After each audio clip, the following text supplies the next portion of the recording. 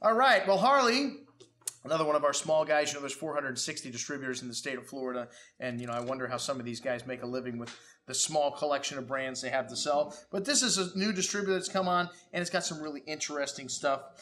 Some good stuff from Orin Swift. This Veladora label of Sauvignon Blanc.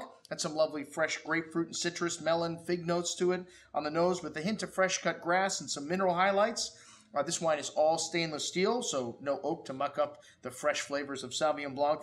A nice amount of that ripe melon and pink grapefruit fruit showing on the tongue. A hint of that grassiness showing up at the finish, but lovely freshness leaves the tongue salivating for food, something we love about Sauvignon Blanc. All right, next up, a few wines from Orin Swift.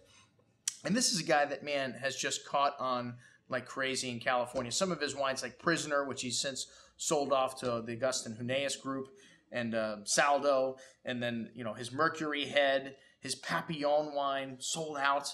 And he's created a couple new brands to try to fill the niche and the void where, you know, he sold off a brand and where, you know, he just can't keep certain things in supply. But this Mercury Head has kind of been his, you know, top wine in the portfolio. Each bottle has got a little Mercury Head dime on it. Kind of a cool, really cool package.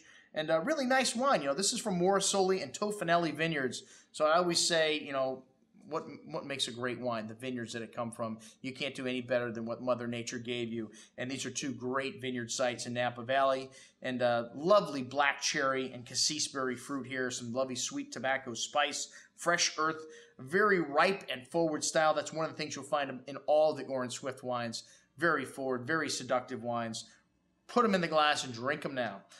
This wine's got some lovely juicy fruit on the tongue, smooth tannins, very forward and seductive, ripe and round with a long finish, drinking very nice right now. Again, I think this is one of the characters of the '08 vintage, a very forward vintage. A lot of the better wines even showing very nicely upon release. A really nice bottle of Cabernet Sauvignon. Hey, at 88 bucks it should be. All right, next up, a wine called Machete. And yes, folks, it's got a bunch of knives all over the label and, you know, colorful packaging. The correct name, I think, you know, how many times can you step up to the batter's box and hit a home run like he did, like Orin did with Prisoner? I don't think, well, Doug Finney, I'm sorry, not Orin Swift.